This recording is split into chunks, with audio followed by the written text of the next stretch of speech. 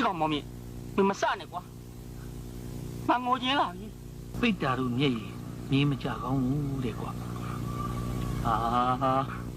နောက်မနေသမ်းမနဲ့မောင်မြင့်ဟာ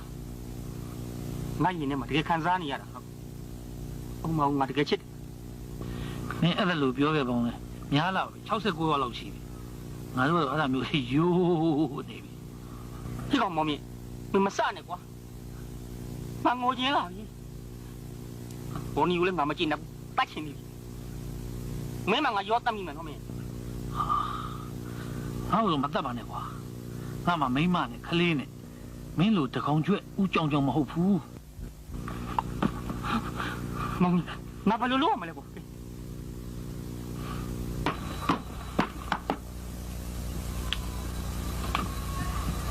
Good morning ခွမ်းပါသေး ဟောမဒီဆိုတာဘာလေလူလေ ခွမ်းပါသေးဆိုတာ